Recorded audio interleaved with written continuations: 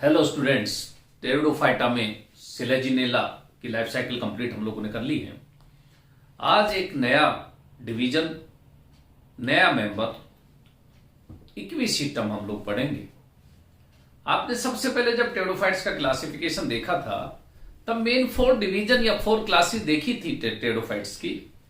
साइलोफाइटा के नाम से, लाइकोफाइटा के नाम से, स्फिनोफाइटा के नाम से, टेरोफाइटा के नाम से, जिनको हमने साइलोप्सिडा, लाइकोप्सिडा, स्फिनोप्सिडा, टेरोप्सिडा कहा था। साइलोफाइटा का एक मेंबर साइलोटम, भले ही आप लोगों के इंडिविजुअल मेंबर नहीं है। लाइकोफाइटा के 2 मेंबर हम देख चुके, एक लाइकोपोडियम के नाम से, एक सिलेजिनेला के नाम से। आज स्फिनोफाइटा, जिसको स्फिनोप्सिडा भी हम कहते हैं, उसका एक मेंबर देखेंगे, इक्विसिटम। तो अगर उस इक्विसिस्टम की सिस्टमैटिक पोजीशन आप लोग देखेंगे तो टेरिडोफाइटा, स्फिनोप्सिडा, इक्विसिटेल्स, इक्विसिटेसी, इक्विसिटम और बहुत सारे स्पीसीज, डेबाइल, पेटेंसे, रेमोसेसिमम, गैगेंशियम, ऐसे तरह तरह की स्पीसीज इक्विसिटम की मिलेंगी। टोटल 25 स्पीसीज इक्विसिटम की हैं। उनमें से जो मैं ये बता रहा हूं, रेमोसेसिमम, डिबाइल, पेटेंसे, ये कॉमन इंडियन स्पीसीज हैं।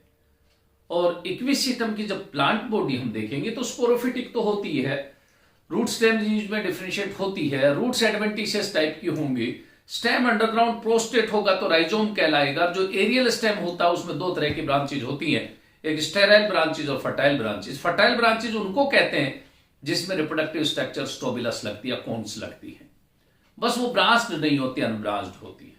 जो स्टेराइल ब्रांचेज जिसपे कोन्स नहीं लगती, उनमें प्रोफ्यूजली ब्रांच्ड होती है। ब्रांचिंग पैटर्न इस तरह का होता है कि उसकी स्ट्रक्चर हॉर्स के टेल के जैसी दिखती है। हॉर्स टेल प्लांट कहलाता है इक्विसिटम। और इक्वी का मतलब ही हॉर्स है और सीटा का मतलब या सीटम का मतलब टेल से है, तो हॉर्स टेल प्लांट कहलाता है।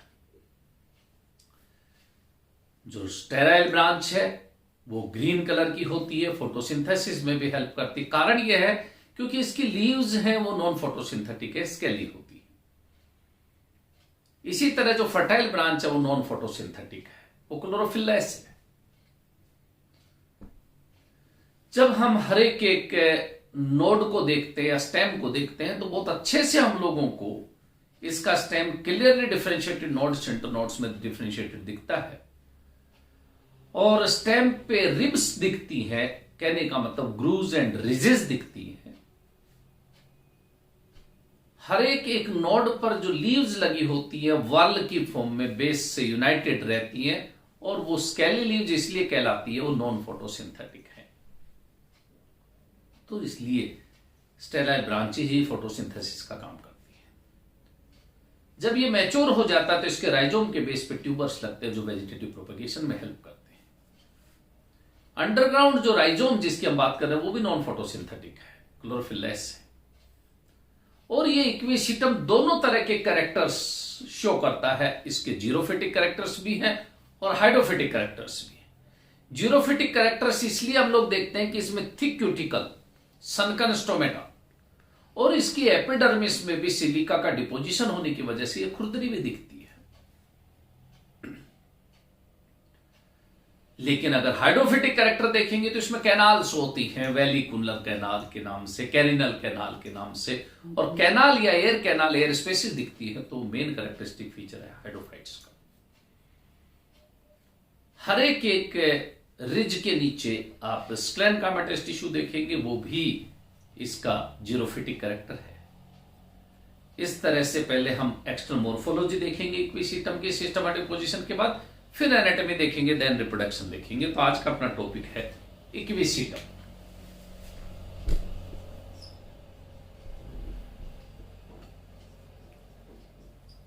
इक्विसिटम, इस इक्विसिटम को अगर हम देखें तो सिस्टमैटिक पोजीशन के नाम से टेरिडोफाइटा, भले ही मैं नहीं लिखूं लेकिन आपको मालूम है, स्फिनोप्सिडा,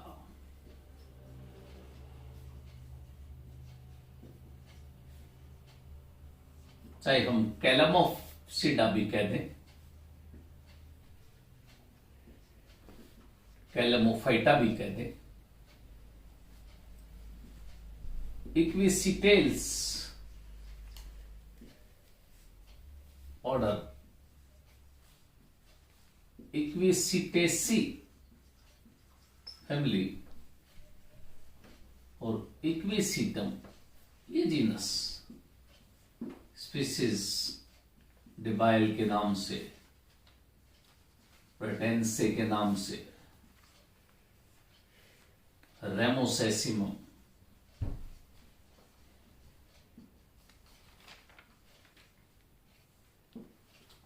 और एक 40 फीट हाइट वाली गाइगेंशियम। इस तरह से बहुत सारी स्पीसीज इस इक्विसिटम की हो सकती हैं। ये तो हुई इसकी सिस्टमेटिक पोजीशन। अगर मैं इसकी एक्सटर्नल मोर्फोलॉजी की बात करूंगा, आप देखेंगे कि इस तरह का ये अंडरग्राउंड पार्ट, ये देखो, ये राइजोम क्लियरली डिफरेंशिएटेड, ये नोड्स इंटरनोड्स में भी देखोगे, प्लस दो तरह की ब्रांचेस भी आप बहुत अच्छे से देख सकते हैं इसमें।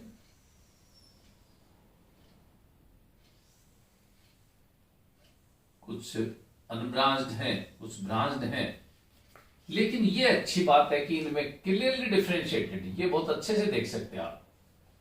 नोड्स इंटरनोड्स क्लियरली डिफरेंशिएटेड दिखेंगे। ये चाहे वो फर्टाइल ब्रांच हो, चाहे वो स्टेराइल ब्रांच हो, उस पे ये ऐसी नोड्स और इंटरनोड्स दिखेंगे। ये अंडरग्राउंड चाहे प्रोस्टेट राइजोम हो,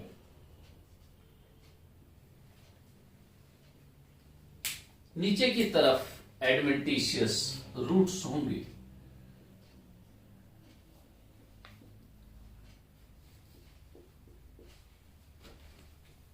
और इस अंडरग्राउंड पार्ट पे ही वेजिटेटिव प्रोपेगेशन के लिए ऐसे ट्यूबर्स भी बन जाते हैं। तो मैं अगर लेबलिंग करूं, ये देखो ट्यूबर,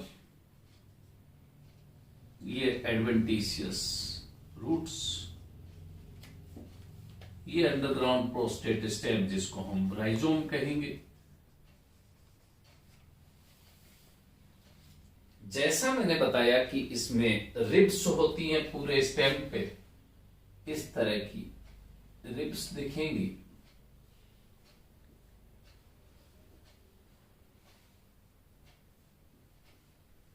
ये स्टेम पे रिब्स दिखती हैं।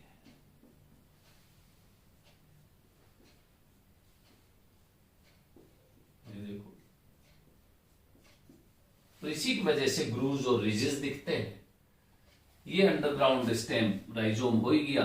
ये फर्टाइल ब्रांच, कैसे पता चलता है फर्टाइल ब्रांच है? अनब्रांच होंगी और उसके एपेक्स पे रिप्रोडक्टिव स्ट्रक्चर स्टोबिलस लगी होगी।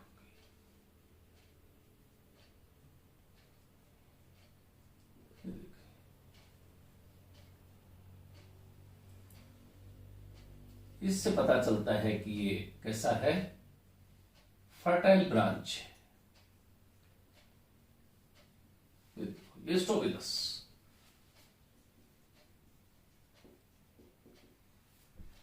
और कोन भी कह सकते हैं।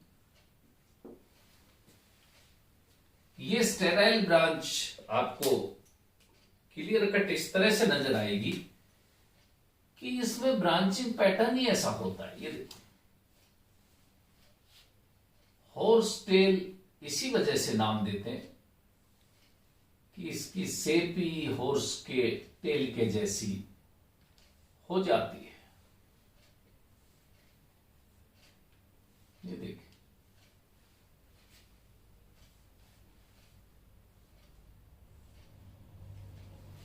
हर एक ब्रांच को भी आप ध्यान से देखेंगे ना, तो इस ब्रांच में भी नोड्स इंटरनोड्स दिखती हैं।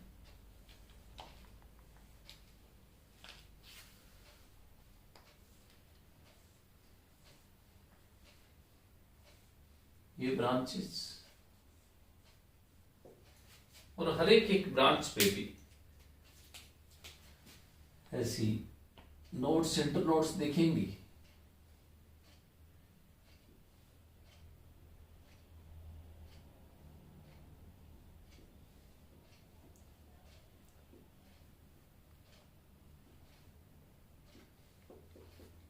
ये देखिए, हर एक नोड पे ऐसी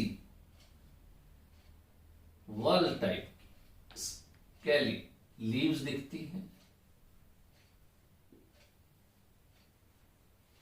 हर नोड पे इस तरह की स्केली लीव्स दिखेंगी, चाहे वो फर्टाइल हो ब्रांच, चाहे वो स्टेराइल ब्रांच हो, स्केली लीव्स सब पे होती है।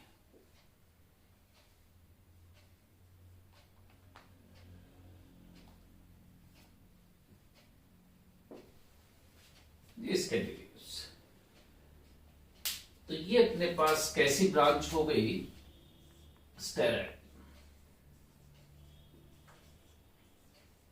Sterile branch. ये अपने पास स्केली लीव्स हो गई, ये ब्रांचेज हो गई।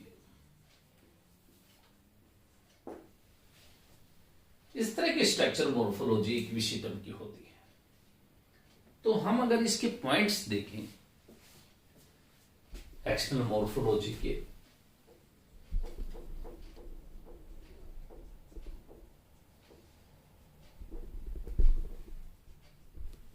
External morphology,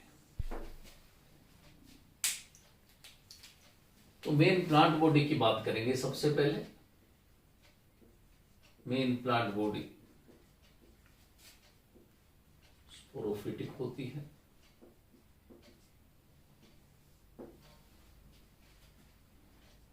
main plant body root, stem, leaf में डिफरेंशिएट होती है। तीसरी चीज, जब हम इनकी रूट्स की बात करते हैं तो रूट्स एडवेंटिशियस टाइप की होती है।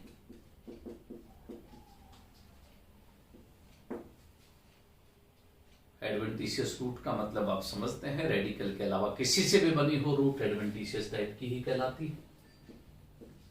जब हम इसके स्टेम की बात करते हैं तो दो तरह का स्टेम, एक तो अंडरग्राउंड प्रोस्ट्रेट और एक एरियल।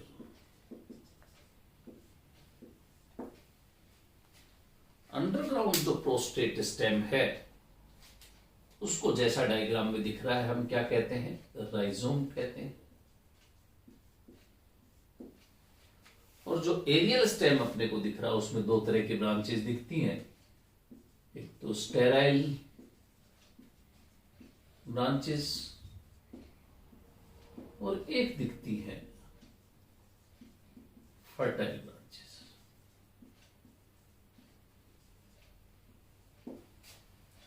स्टेराइल जो ब्रांचेज अपने को दिख रही हैं वो प्रोफ्यूजली ब्रांच्ड होती है, जबकि फर्टाइल ब्रांचेज है वो अनब्रांच्ड होती है। ये भी अपने को ध्यान में रखना है।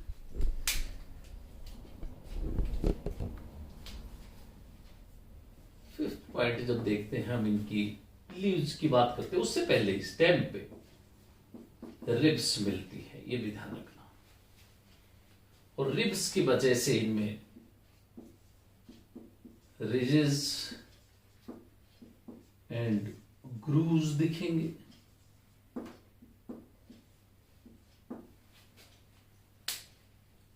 Clearly, stem is differentiated into nodes and internodes में डिफ्रेंशिएटेड होता है।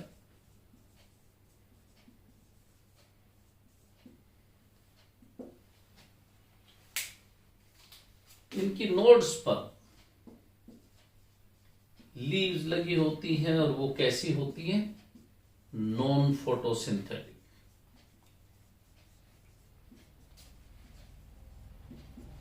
और उनको क्या नाम देते हैं? स्केली लीव्स होती है। ये कैसे अरेंज्ड होती है? Leaves arranged in wall.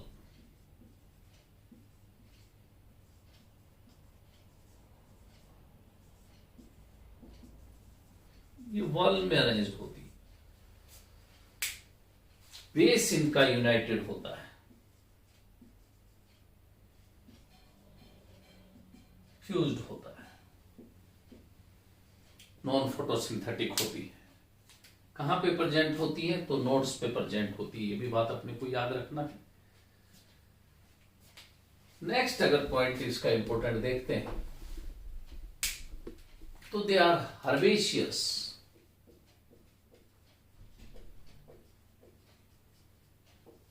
Non woody. Secondary growth तो होती नहीं है, तो वुड का फॉर्मेशन तो नहीं होगा, लेकिन होती पेरिनियल है। पेरिनियल।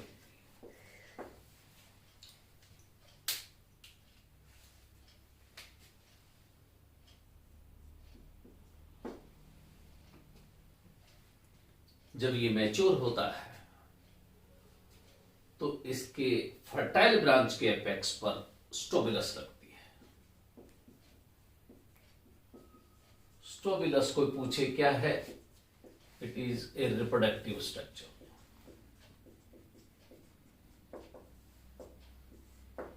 कहां लगती है ये? On the apex of fertile branches. Fertile branches के एपेक्स पर लगती है। स्टोबिलस या कोन कहलाती है।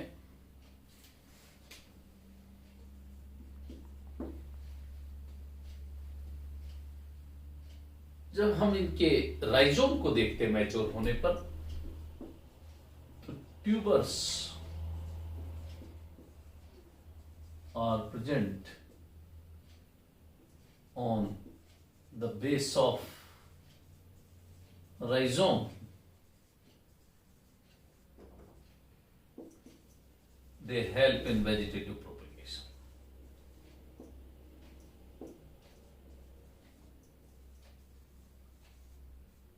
ये वेजिटेटिव प्रोपेगेशन में हेल्प करते हैं। जानते हैं आप बहुत अच्छे से, due to the deposition of silica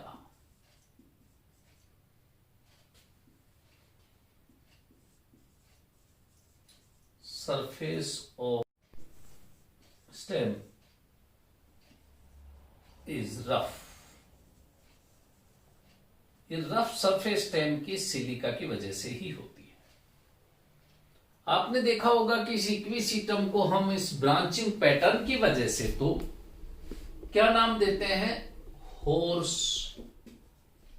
tell plant कहते हैं। और यहां पे जो इक्वी है, इस इक्वी का तो मतलब ही हॉर्स है, और यहां सीटम है, उसका मतलब ही टेल, इसीलिए तो नाम रखा है हॉर्स टेल प्लांट। एक हम इसको आप जानते होंगे गोल्ड इंडिकेटर भी कहते हैं। गोल्ड इंडिकेटर भी कहलाता है कि यहां जो ग्रो करता है वहां पे गोल्ड एलाइव फॉर्म में मिलता है, या कई बार सिलिका की वजह से भी इसको हम गोल्ड इंडिकेटर कहते हैं। मैंने आपको अभी भी बताया कि ये इक्विसिटम दोनों तरह के कैरेक्टर शो करता है। इसमें जीरोफिटिक कैरेक्टर्स भी हैं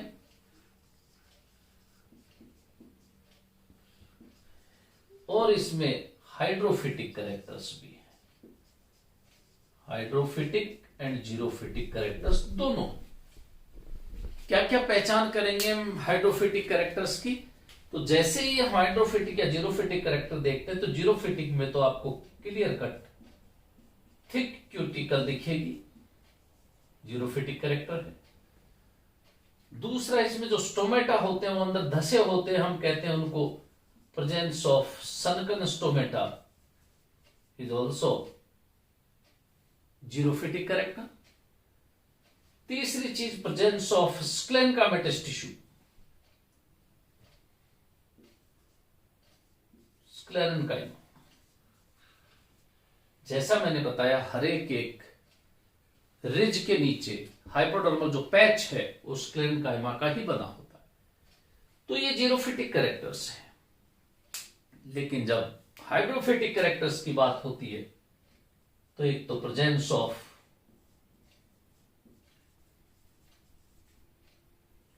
वेलिक्यूलर